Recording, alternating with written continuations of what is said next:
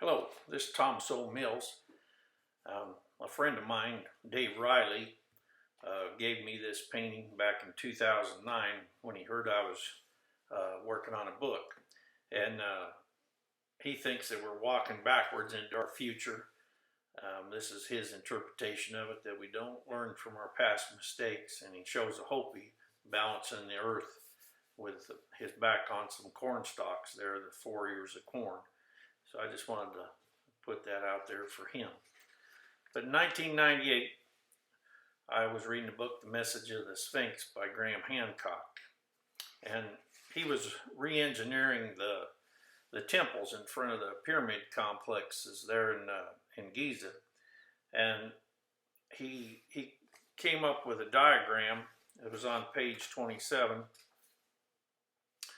of the mortuary temple, the valley temple, and the Sphinx temple. Right there, they're all right by the Sphinx, and they all back up right there to the east face of the Great Pyramid. And when I looked at them, it just brought back all my memories of the Hopi creation story and how it would all fit together with what my friends had told me about where we all came from. So when I looked at it closer, if you look at that valley temple up there at the right, that to me looks like a male figure. He has no eyes to see. He has, in his left hand, he has only 3 fingers, so he can only count to 3. This is they Hopis believe we're in the 4th world, so that would represent the 3 previous worlds. And there's ears. His ears have places where people could enter into the temple, and then when they left, they'd go through that swastika symbol in a causeway that lines up with the summer solstice, and that to a Hopi represents the direction that the earth turned at that time. So it's a male figure that no legs to walk, no eyes to see. So in my mind, he would represent death. Now the causeway runs down into what they call the mortuary temple, which to me is a female figure. She has 2 eyes to see, and she has 4 feathers in her headdress off there on the left, and on the right is it dignifies that she has power, authority. The Hopis use that with their water jar and their corn, and it distinguishes who has power. So she has 2 arms, and then down where her navel would be is a large complex, and then if you followed through all that maze, you would wind up right at the base of the Great Pyramid. So it's a female figure, and in the center of that plaza, there's an obelisk, which represents her navel. So in front of that, if you follow it across, you go underneath the Sphinx, and the Sphinx, it would be right under its right paw, and it would come out right there in the Sphinx temple, which represents an embryo, an egg. It looks like a little chicken too young to fly. It's got the 2 eyes, and in his temple there's another, or hers, there's a temple with an obelisk. And I believe that if we were looking for the Hall of Records, it would be underground, and it would be a tunnel that goes from the navel in the female temple to the navel in the Sphinx temple, and it would go right under the Sphinx there, right between his paws, and come out right where Casey said it would be.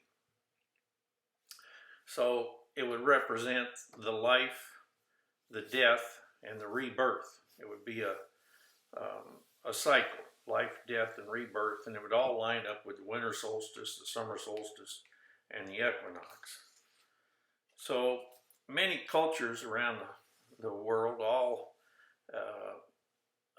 believe that we emerged into this world through the navel, and the Hopis, the Zunis, the Akamas. I'll put a list of some other people here: Easter Island, Jerusalem.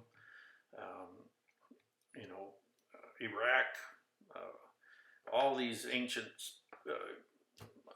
civilizations all believe we emerged through the navel of the earth and came out And I believe that happened right there in the Sphinx temple. We came out right there through his ears and proceeded east with the rising sun. So the only thing I had a problem with was with Hancock was his timeline, but when I looked at it further, I think it compares real good with Hapgood's timeline of climate change. And you know, he was going by 10,500 years before Christ. So if you add the 2019 years onto that, you come up to that 12,500. And I believe, you know, 12,500 years ago, that's the last time there was a transition of the pole, and it was caused by a great flood after the ice caps melted.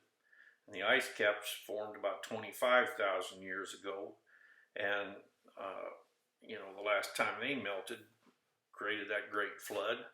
And then 50,000 years ago, there was the meteor hit right there by Winslow, Arizona, and the Hopi said the world was destroyed by fire. So it was, the timeline would be 50,000, the first age, then 25,000, the second age, and then the third age came early, just like the Hopi said, 12,500 years ago. So I think that would be the timeline, and I think that's where the Hall of Records would be located. And if correct, it would be Spider Woman's tomb. That's where her burial ground would be. We found the nephew's burial ground. That's Tutankhamun, and he was buried in 4 gold coffins up there in the Valley of the Kings. And I think that Valley of the Kings represents the constellations, just like there at the Ceiling of Dendera and up on the Hopi Reservation and down at the Mayan temples. And that'll be my next little video. I'll try to put it together, you know, how those constellations all line up and fit into this Hopi creation story. So thank you very much.